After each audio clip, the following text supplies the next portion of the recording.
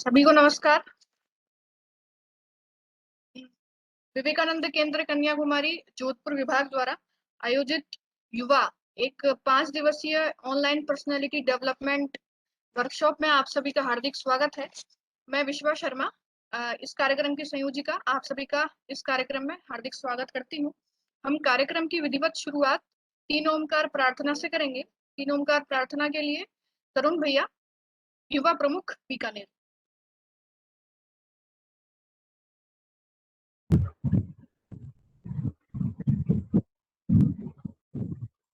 सभी अपना मेरुदंड सीधा करके बैठ जाएंगे, आंखें बंद। 3 ओंकार मंत्र का सभी अपने माइक म्यूट करेंगे।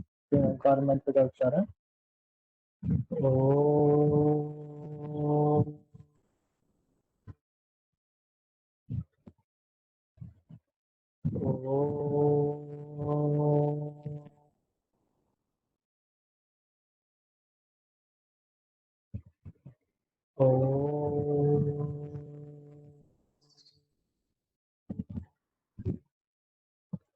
ओम सहनावतु सहनो भुनक्तु सह वीर्यं करवावहै तेजस्विनावधीतमस्तु मा विद्विषावहै।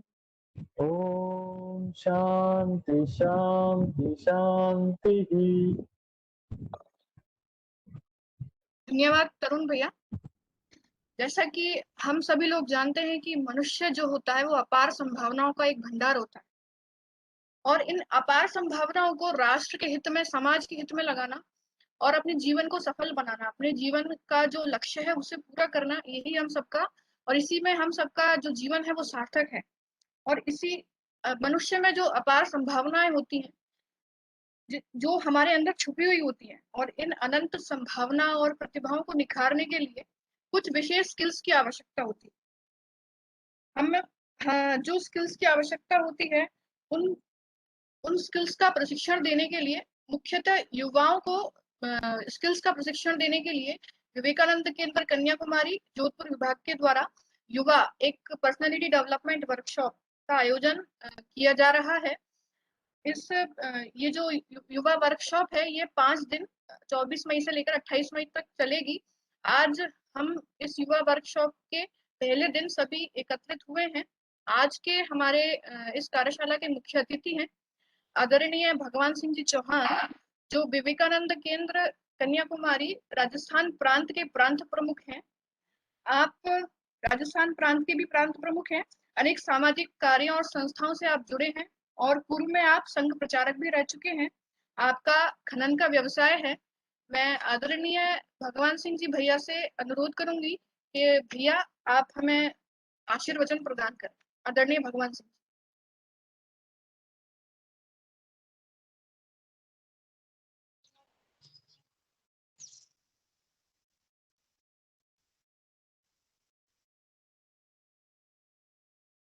नमस्कार।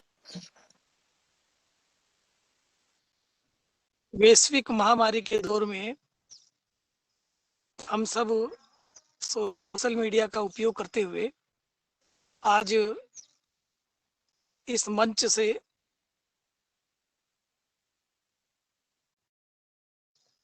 और हम सौभाग्यशाली हैं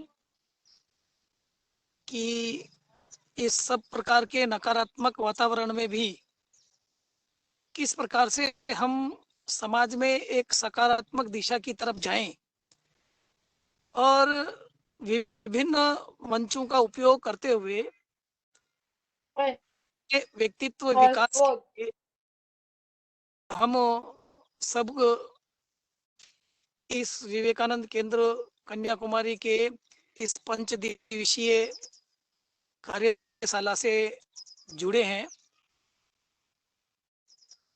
मनुष्य कुछ न कुछ मृत्यु पर्यंत तक सीखता रहता है, और उसका बहुआयामी व्यक्तित्व जब ही निखरता है कि उसके आसपास में रहने वाले लोग, उनके मित्र मंडली, उनके सत्संग में रहने वाले, संसर्ग में रहने वाले समाज का वातावरण कैसा है, उसका बहुत कुछ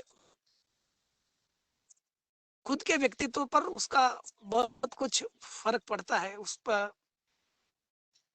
तो हम अनेक ऐसे समाज में सकारात्मक सोच के लोगों के साथ जुड़कर हम अपने व्यक्तित्व में बहुत कुछ परिवर्तन लाकर उसको और बहुआयामी बना सकते हैं।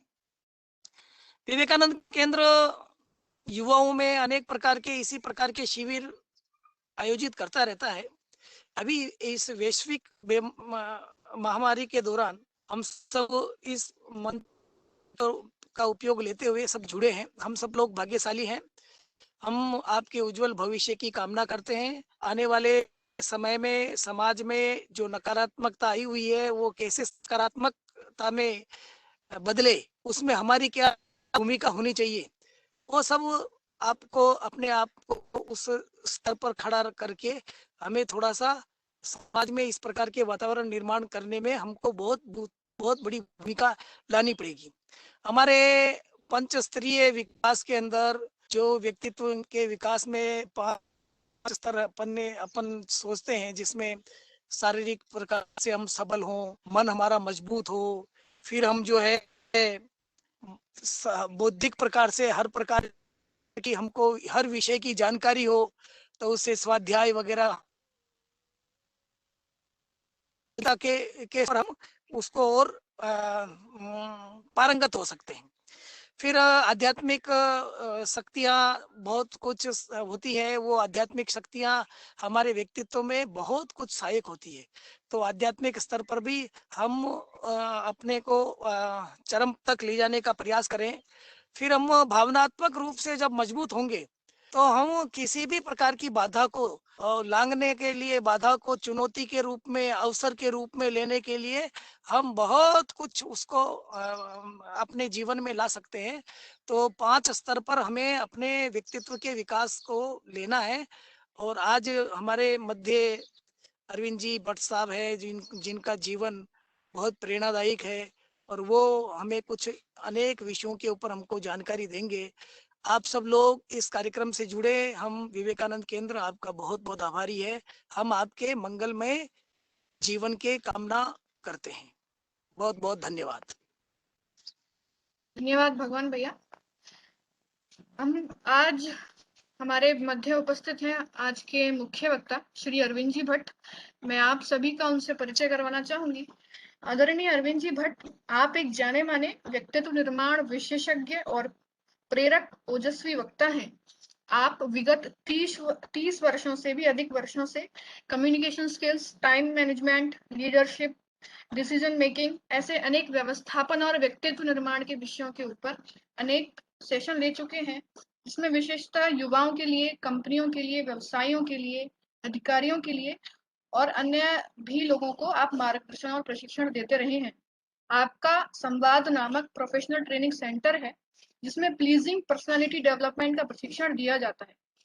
आप विवेकानंद केंद्र के कार्यों से काफी लंबे समय से जुड़े हुए हैं और आपने विवेकानंद केंद्र विद्यालय, अरुणाचल प्रदेश और आसाम के विद्यार्थियों के लिए भी विशेष प्रशिक्षण सत्र लिए हैं।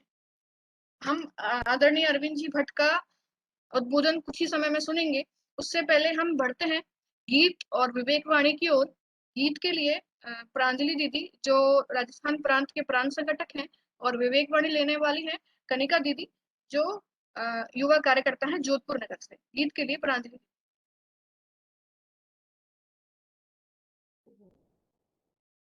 सभी को प्रणाम।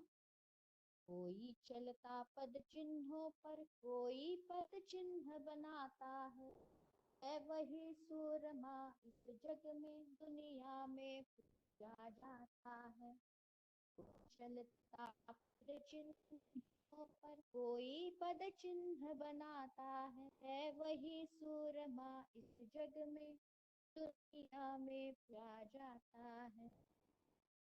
देता संघर्षों को मानवता की खातिर जग में, देता संघर्षों को न्योता मानवता की खातिर जग में, होकर से करता दूर जो भी आती बाधा मग में, जो दान लहू का देकर भी अपना कर्तव्य निभाता है वही सूरमा इस जग में, दुनिया में पूजा जाता है। कोई चलता पद चिन्हों पर, कोई पद चिन्ह बनाता है वही सूरमा इस जग में, दुनिया में पूजा जाता है। आहार नींद और भय की भी तो यही, आहार नींद और भय लिप्सा की रीत यही, इतने को ही जीवन समझे मानवता की यह रीत। जो धर्म समर्पित कर्म करे अपने को दिव्य बनाता है वही सूरमा इस जग में, दुनिया में पूजा जाता है। चलता पद चिन्हों पर, कोई पद चिन्ह बनाता है वही सूरमा इस जग में, दुनिया में पूजा जाता है। हे उठो देव आदर्श बनो, असुरों के भय की मूर्ति बनो। हे उठो देव आदर्श बनो, असुरों के भय की मूर्ति बनो। युग युग तुमको करे नमन, तुम मानवता प्रतिमूर्ति बनो। हे भारत माँ के अमर पुत्र, भावी भवितव्य निभाना है वही सूरमा इस जग में, दुनिया में पूजा जाता है। चलता पद चिन्हों पर, कोई पद चिन्ह बनाता है वही सूरमा इस जग में, दुनिया में पूजा जाता है वही सूरमा इस जग में, दुनिया में पूजा जाता है। धन्यवाद। विवेक वाणी के लिए कनिका दीदी।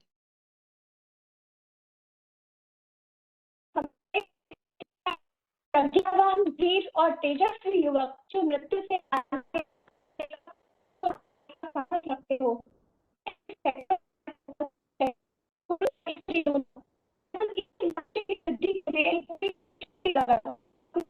लोगों का हृदय परिवर्तन करो एवं निर्माण की। दीदी कनिका दीदी आपकी आवाज, कनिका दीदी आपकी आवाज नहीं आ रही है, बिल्कुल भी कट कट के आ रही है।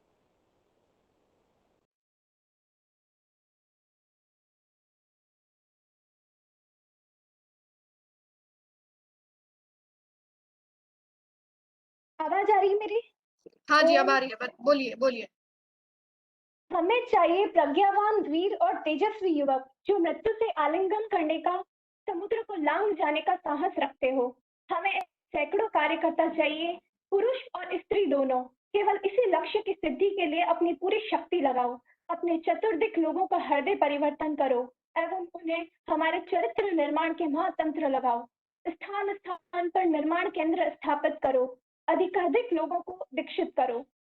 परमात्मा के प्रति अटूट निष्ठा से संपन्न और पवित्र की भावना से उद्दीप्त, दरिद्रों एवं उपेक्षितों के प्रति हार्दिक सहानुभूति लेकर, सिंहों के पौरुष से युक्त सहस्त्रों नर नारी देश के एक कोने से दूसरे कोने तक भ्रमण करते हुए मुक्ति का, सामाजिक पुनरुत्थान का, सहयोग और समता का संदेश देंगे। स्वामी विवेकानंद। धन्यवाद कनिका दीदी। मैं अनुरोध करना चाहूंगी आदरणीय अरविंद जी से कि वे अपना उद्बोधन प्रारंभ करें।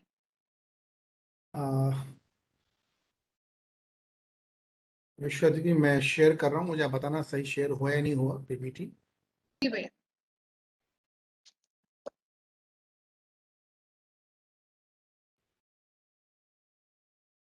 आ गया है? भी थोड़ा सा ब्लैंक स्क्रीन आ रही है। हाँ जी जी शुरू हो गया, आ गया है जी ओके आगे बढ़ रहा है। जी ठीक है, भैया मैं शुरू करता हूँ। धन्यवाद। जी। सभी श्रोता मित्रों को मेरा नमस्कार।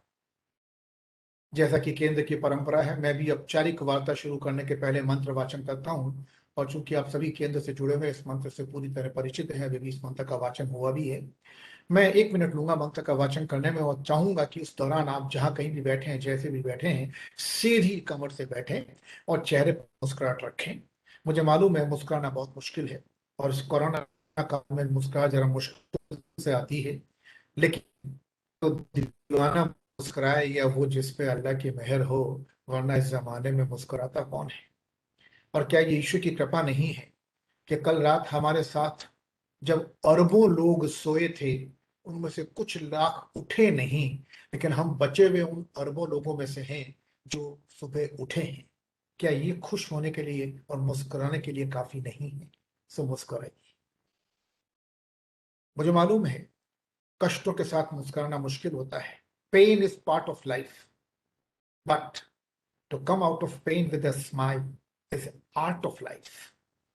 कष्ट हम नहीं दूर कर सकते, तकलीफ के कारण हम दूर नहीं कर सकते हैं भले ही, destiny is not in our control. व्यक्तित्व का निर्माण व्यक्ति के साथ होने वाली घटनाओं से नहीं होता, बल्कि उन होने वाली घटनाओं के प्रति हमारी प्रतिक्रिया क्या होती है, इस पे निर्भर करता है कि हमारा व्यक्तित्व कैसा होगा।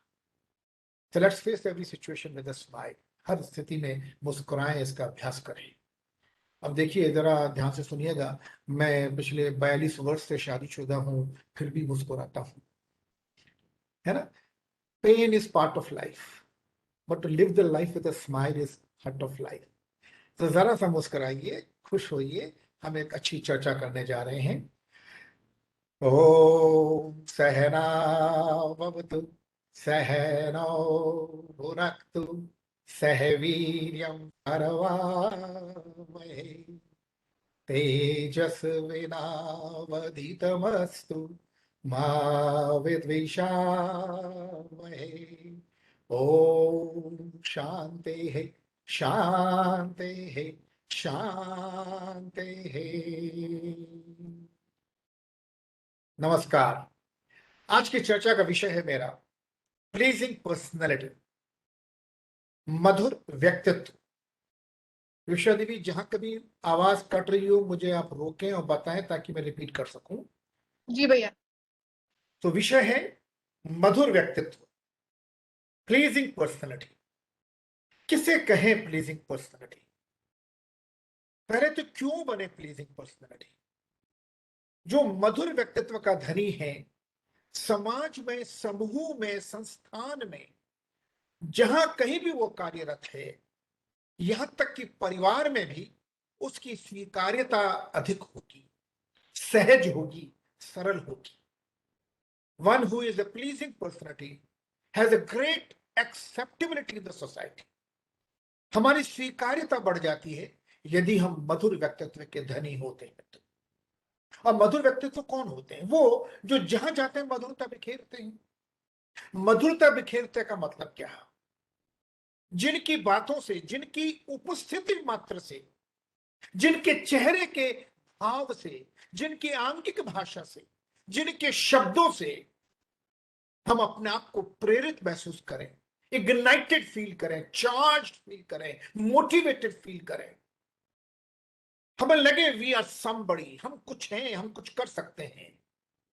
जो व्यक्ति हमें ऐसा अनुभव कराने में सक्षम है अपने आचरण द्वारा, अपनी बातों द्वारा, अपनी उपस्थिति मात्र से, वो मधुर व्यक्तित्व है। हम सभी अच्छी तरह जानते हैं, हमारे आसपास कई ऐसे लोग होते हैं जिनको देखकर दूर भागने का मन करता है, यानी कि हमारे मन में उनकी स्वीकार्यता नहीं है। कुछ लोगों को देखकर तो हमको अपने शरीर पर छिपकलियां रेंगती हुई महसूस होती है, क्योंकि वो मधुर व्यक्तित्व नहीं। अपनी स्वीकार्यता बनाए रखने के लिए हमें मधुर व्यक्तित्व हासिल करना ही होगा। ईश्वर ने हमें व्यक्ति के रूप में जन्म दिया है और हम अंतिम श्वास तक, जीवन पर्यंत स्वयं को व्यक्तित्व में रूपांतरित करते रहते हैं। और अगर मधुर व्यक्तित्व में रूपांतरित कर सकें तो सोने पे सुहागा। अनेक गुण होते हैं मधुर व्यक्तित्व में, लेकिन 3 न्यूनतम गुणों की चर्चा मैं आज करूंगा। और वो 3 न्यूनतम गुण हैं कॉन्फिडेंस, इफेक्टिविटी, पॉजिटिविटी। आत्मविश्वास, कहा था स्वामी जी ने, विश्वास करो स्वयं में, स्वयं की प्रतिभा में। अपने मस्तिष्क को उच्च विचारों और हृदय को उदात्त भावनाओं से भर लो। इन्हीं में से महान कार्य संभव होंगे, इन्हीं में से महान व्यक्तित्वों का निर्माण होगा। मधुर व्यक्तित्व का पहला गुण है आत्मविश्वास, कॉन्फिडेंस, सेल्फ कॉन्फिडेंस। दूसरा गुण है प्रभाव उत्पादकता, इफेक्टिविटी। और तीसरा गुण है सकारात्मकता, पॉजिटिविटी। फर्स्ट थिंग फर्स्ट, एक एक करके एक बात करते हैं। सबसे पहले कॉन्फिडेंस। What is confidence? इस शब्द का हम बहुत इस्तेमाल करते हैं। अमुक व्यक्ति बहुत कॉन्फिडेंट है, अमुक व्यक्ति कॉन्फिडेंट नहीं है, इस तरह की बातें करते हैं। वो कॉन्फिडेंस है क्या चीज? अधिकतर मेरे श्रोता मुझे कहते हैं ये विचार कि मैं कर सकता हूं, आई कैन, इज कॉन्फिडेंस। जबकि आई कैन एक विचार है और एक सकारात्मक विचार है, पॉजिटिविटी है। इस विचार के होने से ही कॉन्फिडेंस आएगा, पर यह विचार अपने आप में कॉन्फिडेंस नहीं है, क्योंकि विचार हमारे भीतर है, सोच हमारे भीतर है, सकारात्मकता हमारे भीतर है, पर आत्मविश्वास और कॉन्फिडेंस हमारे एक्शन में है, हमारे कर्म में है। तो व्हाट इज कॉन्फिडेंस? मैं जानबूझ के समय दे रहा हूं, आप लोग साथ साथ सोचते रहे। साथी लोग अगर अपना कैमरा ऑन करें तो मुझे अच्छा लगेगा, क्योंकि मैं भी आपको देखते रहना चाहता हूं और मुझे आपकी उबासियां देखकर ये समझ में आता रहे कि मुझे थोड़ी गति बढ़ानी है, थोड़ा छोटा करना है, ये मालूम पड़ता रहे। इसलिए मैं आप लोगों की उबासियां देखते रहना चाहता हूं। अपने कैमराज ऑन कर लें। What is confidence? बहुत साधारण सी परिभाषा है कॉन्फिडेंस की। जो भी काम हम कर रहे हैं, हम भाषण दे रहे हैं, हम तैर रहे हैं, हम साइकिल चला रहे हैं, मोटरसाइकिल चला रहे हैं, कार चला रहे हैं, जो भी काम कर रहे हैं हम, जिस संस्थान में, जिस संगठन में जो भी दायित्व संभाले हुए हैं, जो भी भूमिका निभा रहे हैं, उस भूमिका का निर्वाह करते समय, जो कार्य कर रहे हैं उस कार्य को करते समय यदि हमारे मन में संकोच नहीं है, घबराहट नहीं है, परेशानी नहीं है, अवसाद नहीं है, तो हम कॉन्फिडेंट हैं। Confidence is doing the task without fear, without hesitation, without shyness. बिना संकोच, बिना घबराहट, बिना भय, बिना आशंकित हुए, बिना सशंकित हुए, बिना संतस्त हुए, बिना कुंठित हुए, बिना अवसाद के हम जो काम कर रहे हैं उस काम को कर सकें तो हम कॉन्फिडेंट हैं। दूसरे शब्दों में, हम जो भी काम कर रहे हैं उसे सहजता से कर सके, सरलता से कर सके और स्वाभाविक रूप से कर सके। हमें भाषण देना है, परिचय देना किसी का माइक्रोफोन पर आकर, हम सहजता से, सरलता से और स्वाभाविक रूप से उनका परिचय दे सके। और परिचय देते समय हम हकलाए नहीं, थूक मुंह में सूख नहीं जाए, जुबान तालू से चिपक नहीं जाए, आंखें हमारी डर के मारे चौड़ी नहीं हो जाए या बंद ना कर ले, बबू आयो, भूत आया, इस तरह का संकोच ना हो, तो हम कॉन्फिडेंट हैं। ये कॉन्फिडेंस कैसे आएगा इसकी बात बाद में करते हैं। लेकिन दूसरा गुण इफेक्टिविटी, प्रभाव उत्पादकता। सिर्फ आत्मविश्वासी लोग मधुर व्यक्तित्व हो जाएं आवश्यक नहीं है, क्योंकि वो तो एक ही गुण हुआ। महाभारत के प्रसंग में महाबली भीम से बढ़कर तो आत्मविश्वास किसी में था ही नहीं। और 18 दिन के युद्ध में भगवान श्री कृष्ण ने अलग अलग दिनों पांडव सेना का नेतृत्व अलग अलग लोगों को सौंपा। जिस दिन छद्म युद्ध करना था, मायावी युद्ध, उस दिन भीम के राक्षसी पुत्र घटोत्कच को भी सेना का नेतृत्व सौंपा। जिस दिन चक्रव्यूह भेदना था, 17 वर्ष के अभिमन्यु को युद्ध का नेतृत्व सौंपा। लेकिन महाबली भीम को भगवान श्री कृष्ण ने एक भी दिन नेतृत्व नहीं सौंपा, क्योंकि वो जानते थे वो आत्मविश्वासी है, पर उनमें दूसरे गुण नहीं है।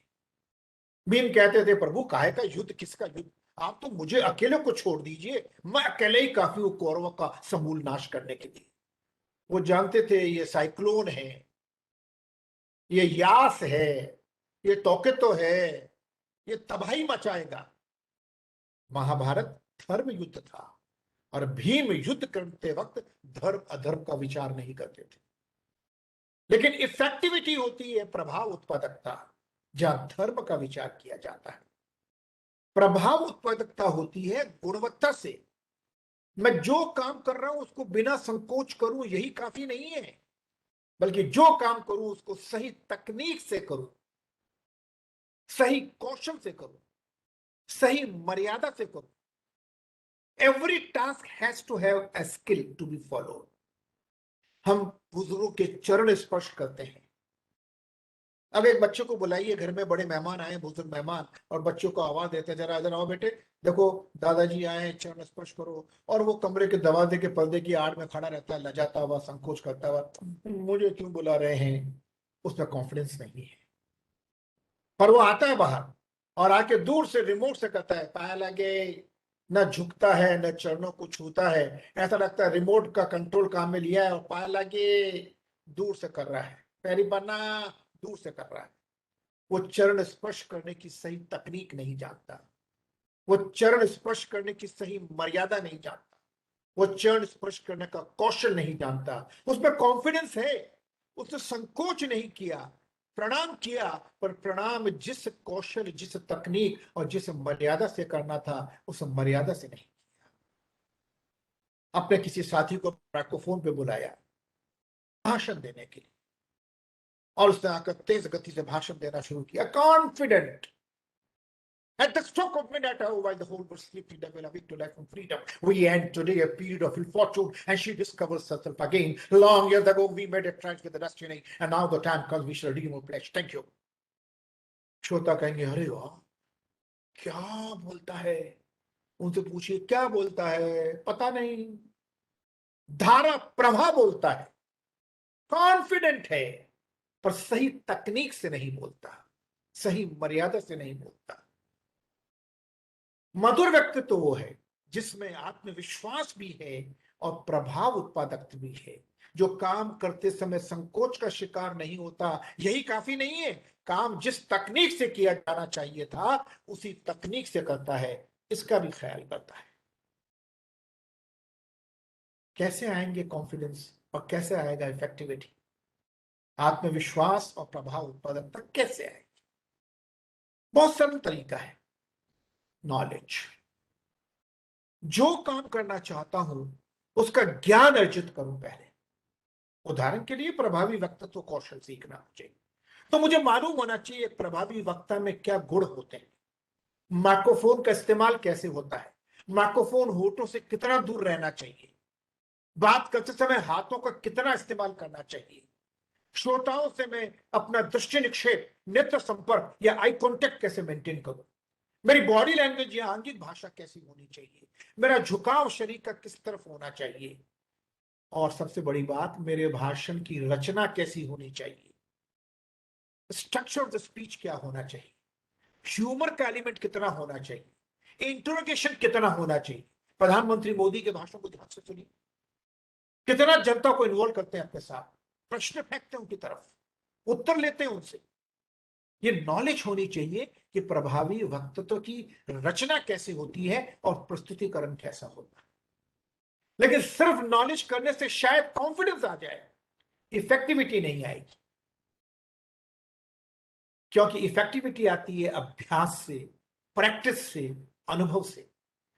तो कॉन्फिडेंस और इफेक्टिविटी, आत्मविश्वास और प्रभाव उत्पादकता, हम जिस किसी क्षेत्र में चाहते हैं उस क्षेत्र का ज्ञान होना चाहिए और अभ्यास होना चाहिए, ताकि हम अनुभव अर्जित कर सकें। और तब हम जब उस कार्य को कर रहे होंगे या लोगों के सामने प्रस्तुत कर रहे होंगे तो हमें कॉन्फिडेंस भी होगा और इफेक्टिविटी भी होगी। लेकिन ये जो प्रैक्टिस है ये टेम्परेरी कॉन्फिडेंस देती है। अजीब बात है, अभी मैंने कहा प्रैक्टिस से कॉन्फिडेंस आएगा।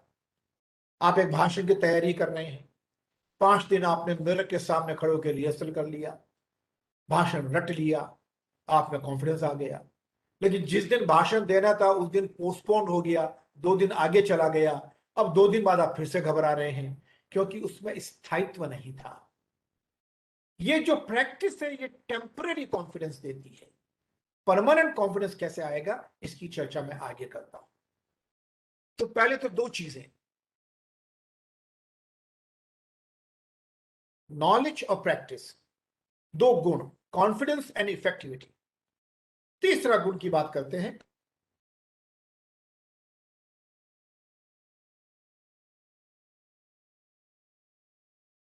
अटक गया पीपीटी मेरा, कोई बीच में मैसेज आ गया था शायद, जरा मेरे साथ रुकिए, तो मुझे बाहर जाना पड़ेगा वापस। हाँ, अब शुरू हो। सो कॉन्फिडेंस और इफेक्टिविटी के बाद चर्चा करते हैं हम पॉजिटिविटी, सकारात्मकता, सकारात्मक सोच। इसकी जरा विस्तृत व्याख्या करते हैं। पहली शर्त पॉजिटिविटी की, आई कैन, मैं कर सकता हूं। If you think you can, you are right. If you think you can not, you are right. यदि आप सोचते हैं कि आप कर सकते हैं, तो संभावना है कि आप कर ले जाएंगे, और यदि आप सोचते हैं आप नहीं कर सकते हैं, तो आप बिल्कुल ठीक सोचते हैं, आप किसी काबिल नहीं है, नामाकूल है, नामुराद है, आप कुछ नहीं कर सकते हैं। लेश मात्र में यदि सोचते हैं कि आप नहीं कर सकते हैं, तो हाँ, आप नहीं कर सकते। मन के हारे हार है, मन के जीते जीत। रोंडा बर्न अंग्रेजी की एक लेखिका है, उनकी किताब 10 साल से बाजार में है, लॉ ऑफ अट्रैक्शन, आकर्षण का नियम, दी सीक्रेट, रहस्य के नाम से। इस किताब में रोंडा बर्न ने बहुत सारी दुनिया भर की सेलिब्रिटीज के इंटरव्यू लिए और उनसे पूछा कि आपकी सफलता का रहस्य क्या है। उन्होंने अलग अलग उत्तर दिए, पर लबेलुबाब सबके उत्तर एक जगह पहुंचते हैं, और सबका उत्तर करीब करीब एक होता है, we got success because we thought success. We got success because we thought success. हम सफल हुए क्योंकि हमने सफलता ही सोची, हमने लक्ष्य निर्धारित किया, कार्य योजना बनाई, और पूर्णतः कार्य योजना को समर्पित हो गए। हमने ये नहीं सोचा यदि नहीं सफल हुए तो क्या होगा। हमने सिर्फ सफलता को सामने रखा, और सफल होने के लिए जो जो प्रयास करने चाहिए थे वो प्रयास किए। तो रोंडा बर्न कहती है, implant the thought on universe. वो कहती है, जैसा विचार हम अपने भविष्य के बारे में, अपने बारे में ब्रह्मांड में संप्रेषित करेंगे, वैसा ही विचार क्रियान्वित होकर हमारे जीवन में घटित होगा। अपने भाग्य के निर्माता हम हैं। हमारे राजस्थान में कहावत है, कू बोल मत बोल, बे माता थारो भाग लिख दे Allah. I can't do it, I can't do it, मैं कैसे करूंगा, ऐसा मत बोल। पता नहीं कब वो भाग्य की देवी तेरा भाग्य लिख देगी। नकारात्मक प्रार्थनाएं मत करो ईश्वर से, हे ईश्वर मैं कभी झूठ नहीं बोलूं, ऐसी प्रार्थना मत कीजिए। प्रार्थना कीजिए, हे ईश्वर मैं हमेशा सच बोलूं। क्यों नहीं करूं नकारात्मक प्रार्थना? क्योंकि जो ही मैं बोला, हे ईश्वर मैं कभी झूठ, और कंप्यूटर हैंग हो गया ब्रह्मांड का, और ईश्वर ने कहा तथास्तु, तो मैं कभी झूठ पे अटक जाऊंगा। जैसा विचार हम ब्रह्मांड में संप्रेषित करेंगे, वैसा ही हमारे साथ घटित होगा, ये रोंडा बर्न कहती है। पर रोंडा बर्न ने ये नहीं बताया कि ब्रह्मांड में विचार संप्रेषित कैसे करूं। अंग्रेजी का एक उपन्यास है, दी एल्केमिस्ट, पॉलो कोएल्हो का लिखा हुआ, और दी एल्केमिस्ट के नायक के लिए उपन्यासकार बार बार लिखता है, when you are fully determined, mighty forces come at your back to support you. जब आप कृत संकल्पित हो जाते हैं, तो प्रकृति की समस्त शक्तियां सहर्ष आपको सहयोग देने को तत्पर हो जाती है। डॉक्टर धर्मवीर भारती का हिंदी नाटक है अंधा युग, उसका एक संवाद है, जब कोई कृत संकल्पित होकर इतिहास को चुनौती देता है, तो नक्षत्रों की दिशाएं बदल जाती है। लेकिन किसी इस किताब ने यह नहीं बताया कृत संकल्पित कैसे हुआ जाए, कैसे प्रकृति की समस्त शक्तियों को विवश कर दूं कि मुझे सहयोग देने को तत्पर हो जाए। इसी बात को एक हिंदी फिल्म ओम शांति ओम में शाहरुख खान बोलते हैं, जब कोई शिद्दत से किसी को चाहता है, तो कायनात की तमाम ताकतें साजिश करके उसे उसकी चाहत से मिलाने को जुट जाती है। और फिल्म ये भी नहीं बताती है कि शिद्दत से कैसे चाहा जाए। और इन सब बातों का उत्तर मिलता है लगभग 80-90 वर्ष पूर्व लिखी गई किताब स्वामी शिवानंद जी, डिवाइन लाइफ सोसाइटी के प्रणेता स्वामी शिवानंद जी की किताब है थॉट पावर। हिंदी वर्षन में उसका शायद टाइटल है विचार शक्ति, थॉट पावर। और वहां स्वामी शिवानंद जी ने बताई तकनीक कि अपने बारे में सकारात्मक सोच को ब्रह्मांड में कैसे संप्रेषित किया जाए। उन्होंने कहा थॉट इज एनर्जी, विचार ऊर्जा है। और इतना विज्ञान आप और हम सब जानते हैं, ठीक है। तो ऑलवेज कॉम्प्लीमेंट, मैंने अभी कहा फ्लटरिंग भी करनी पड़ेगी अपवाद रूप में। कभी कभी छोटे बच्चे के साथ खेल रहे हैं, जानबूझकर हारना पड़ेगा और उसे कहना पड़ेगा तू चैंपियन है, फिर उसे मोटिवेट कर रहे हैं। तो कभी कभी जब उद्देश्य पवित्र हो, motivate, so always compliment others, never criticise. देखिए, कॉम्प्लीमेंट करने के लिए हमें किसी के गुणों की चर्चा करनी पड़ेगी, और गुणों की चर्चा करने के लिए गुण ढूंढने पड़ेंगे। तो जब हम औरों को कॉम्प्लीमेंट करने की आदत डालते हैं तो हम औरों में गुण ढूंढने के कौशल को डेवलप करते हैं। सिद्धांत है सीइंग इज बीइंग, जैसा देखते हैं वैसा बनते हैं। और अगर हम क्रिटिसाइज करते हैं तो हमें औरों में कमियां देखनी होगी। सिद्धांत है सीइंग इज बीइंग, तो नेवर क्रिटिसाइज अदर्स। वेलकम ओम क्रिटिसिज्म, अपनी आलोचना का स्वागत कीजिए। निंदक नेड़े राखिए, आंगन कुटी छवा है। दरअसल मैं तो यहां तक कहता हूं कि जो हमारी आलोचना करते हैं हमें स्वयं को उनका अनुग्रहित और आभारी मानना चाहिए, क्योंकि वही तो लोग हैं जो हमें हमारी कमियां बता रहे हैं। सकारात्मक सोच का अगला पायदान है नेवर कॉम्पीट और compare with others out of jealousy. औरों से अपनी तुलना या औरों से प्रतियोगिता ईर्ष्यावश मत कीजिए, मोटिवेशन के लिए कीजिए। मैं भी उनकी तरह अच्छा परफॉर्म करना चाहता हूं। ये कंपटीशन कंपैरिजन सकारात्मक है। उसकी साड़ी मेरी साड़ी से ज्यादा सफेद क्यों, ये नकारात्मक सोच है। I don't have to be the best, मुझे बेस्ट नहीं बनना। I only have to be better than what I am. एक अक्षर लिख, पर लिख रोज। कुछ लिख के सो, कुछ पढ़ के सो। जिस जगह जागा सवेरे, उस जगह से बढ़ के सो। तो 3 गुण होने चाहिए, कॉन्फिडेंस, इफेक्टिविटी एंड पॉजिटिविटी। ये 3 गुण हैं तो मैं मधुर व्यक्तित्व हूं। लेकिन व्यक्तित्व क्या चीज है? व्यक्तित्व की परिभाषा है earning and organisation of physical, psychological, emotional, intellectual and spiritual qualities as presented to others। हमारे भौतिक गुण, केश, वेश, परिवेश, हमारे मनोवैज्ञानिक गुण। मनोविज्ञान की दृष्टि में वह व्यक्ति मधुर व्यक्तित्व है जो असफल होने पर हताश नहीं होता, निराश नहीं होता, और सफल होने पर पागल नहीं होता।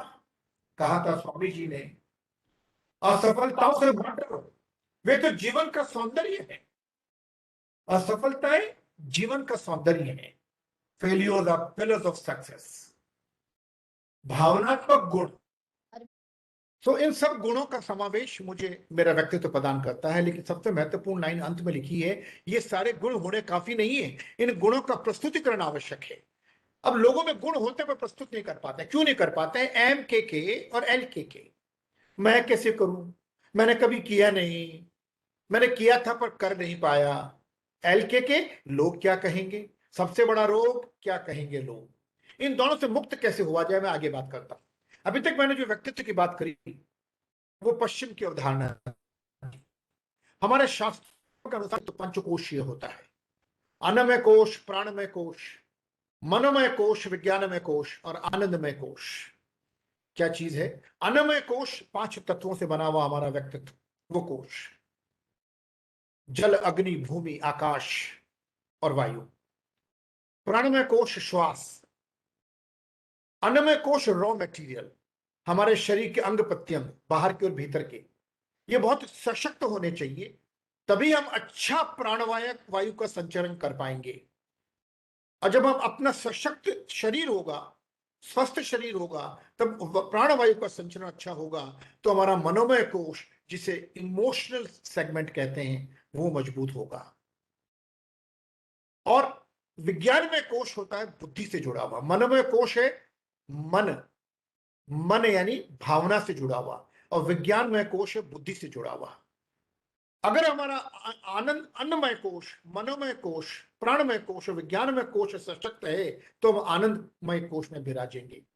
मैं चूंकि समय कम है, इसलिए सीधे से मैं एक चित्र के माध्यम से समझाने की कोशिश करता हूं। महाभारत का एक बड़ा प्रसिद्ध चित्र है जिसमें कृष्ण भगवान रथ हाँक रहे हैं और रथ में अर्जुन विराजमान है। रथ में कई जगह 4 घोड़े होते हैं, अधिकतर 4 घोड़े होते हैं, कई बार 3 घोड़े दिखाए जाते हैं, कई बार 5 घोड़े दिखाए जाते हैं। मैं 5 घोड़े के रथ का उदाहरण लेता हूं। ये रथ के 5 घोड़े हमारी 5 कर्मेंद्रियां हैं, एक्शन ऑर्गन। याद रखिए, मधुर व्यक्तित्व की बात कर रहा हूं। हमारी कर्मेंद्रिय, हमारे एक्शन ऑर्गन, हमारे पांव, हमारे हाथ, हमारी जुबान, ये हमारे एक्शन ऑर्गन्स हैं। ये पांचों किसी भी दिशा में जाने को स्वतंत्र हैं। अगर ऐसा होगा तो ये रथ टूट जाएगा, टुकड़े टुकड़े हो जाएगा। रथ हमारा व्यक्तित्व है, हमारा व्यक्तित्व विकृत हो जाएगा यदि हमारे कर्मेंद्रियां स्वतंत्र होकर चाहे जिस दिशा में भटकना शुरू कर दें। इसलिए इन सबको नियंत्रित करना जरूरी है। ये पांचों कर्मेंद्रियां नियंत्रित होती है एक लगाम द्वारा, द रेन। वो लगाम हमारा मनोमय कोश है। हमारा मन हमारे कर्मेंद्रियों को नियंत्रित करने वाला होना चाहिए, लेकिन लगाम जिनके हाथ में है वो श्री कृष्ण विवेक, वो विज्ञानमय कोश बुद्धि। हमारे मन पर हमारी बुद्धि का नियंत्रण होना चाहिए, that is emotional intelligence. My actions are to be controlled by my emotions and emotions are to be controlled by my intellect. मेरे कर्म मेरे मनोभावना के अनुकूल होने चाहिए, लेकिन मेरी मनोभावनाएं मेरे बुद्धि के नियंत्रण में होनी चाहिए। जब ऐसा होगा, इमोशनली इंटेलिजेंट होगा, तो मैं आनंदमय कोश में विराजूंगा। अर्जुन पार्थ पूर्ण पुरुष का सामीप्य पाएगा। How to get rid of MK and LK, इनसे दूर कैसे हो? कॉन्फिडेंस, इफेक्टिविटी और पॉजिटिविटी। कॉन्फिडेंस और इफेक्टिविटी टेम्पररी है, पॉजिटिविटी परमानेंट पर्सनैलिटी निर्माण करता है। ये सब टेम्पररी तरीके हैं। नॉलेज गेन करना, मिरर रिहर्सल करना, मॉक प्रैक्टिस करना, ये सब हमारे अंदर जो कॉन्फिडेंस पैदा करेगा वो रैम में जाएगा। I hope you know RAM. जो ही कंप्यूटर ऑफ करेंगे डेटा वैनिश हो जाएगा। लेकिन स्थायी भाव ये आत्मविश्वास कंट्रोल एस कमांड से आएगा, और control S command Swami Shivanand ने बताया। स्वामी शिवानंद जी ने बताया auto suggestion technique, prayerization, picturization, actualization. Prayerization, picturization, actualization. Swami Shivanand ji कहते हैं डीप ब्रीदिंग कीजिए, नॉलेज गेन कीजिए, प्रैक्टिस कीजिए, कॉन्फिडेंस और इफेक्टिविटी लाइए, लेकिन पॉजिटिविटी पैदा करने के लिए और कॉन्फिडेंस और इफेक्टिविटी नाम का जो डेटा आपने अपने कंप्यूटर में फीड किया है, उस डेटा को control S command, save command करने के लिए डीप ब्रीदिंग कीजिए, गहरी श्वास प्रश्वास कीजिए। कोई मेडिटेटिव म्यूजिक लगा सकते हैं, उसके साथ गहरी श्वास प्रश्वास कीजिए। इतना करना काफी नहीं है। इसके साथ साथ 5 मंत्र दिए स्वामी शिवानंद जी ने। I can, I shall, I will, oh I am doing, wow I did it. क्या मतलब? मैं प्रभावी वक्ता बनना चाहता हूं। आप गहरी श्वास, पहले तो आप नॉलेज गेन कीजिए, फिर वक्तत्व का अभ्यास कीजिए मिरर रिहर्सल से। ये टेम्परेरी कॉन्फिडेंस, परमानेंट के लिए 10 मिनट 15 मिनट एक शांत जगह बैठिए, सीधी कमर के साथ गहरी श्वास प्रश्वास कीजिए, मेडिटेटिव म्यूजिक ऑन कीजिए, और 5 मंत्रों में से पहला मंत्र 50-60 दफे बोलिए, I can deliver a talk effectively and confidently. I can face the interview board confidently. फिर 50-60 दफे बोलिए, I shall face the audience confidently. I shall face the interview board confidently. फिर 50-60 दफे बोलिए, I will, मैं कर सकता हूं, मैं करूंगा, मैं करके रहूंगा। ये तीनों मंत्र हैं प्रेयराइजेशन। इसके बाद picturisation, oh I'm doing, wow I did। 50-60 दफे अपने आप को बंद आंखों के साथ देखिए, आप श्रोता समूह को संबोधित कर रहे हैं और श्रोता समूह के चेहरे पे मुस्कुराहट है, वो बहुत प्रसन्न है आपकी बात से, आपसे सहमत है, अपने साथ सफलता को होता हुआ देखिए, वाओ आई डिड इट। और फिर देखिए कि आप सफल हो गए, आपने वक्त तो पूरा किया, आपने इंटरव्यू दे दिया, इंटरव्यू आपकी पीठ थपथपा रहे हैं, श्रोता आपसे कह रहे हैं आपने बहुत प्रभावी ढंग से बात कही, सफलता को अपने साथ घटित होता हुआ देखिए। रोंडा बर्न ने कहा था, the thought you implant in the universe bounces back to you after being executed. पर कैसे होगा इम्प्लांट, ये स्वामी शिवानंद जी ने बताया।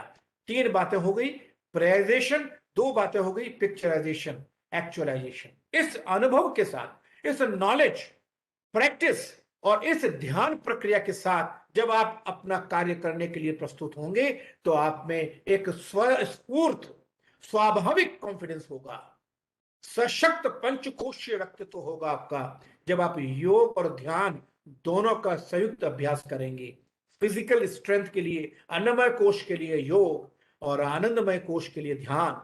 हमारे शास्त्रों में एक ही व्यक्ति ऐसे हुए हैं जिन्हें मधुर व्यक्तित्व कहा जाता है और उनकी स्थिति में मधुराष्टकम पढ़ा जाता है, भगवान श्री कृष्ण।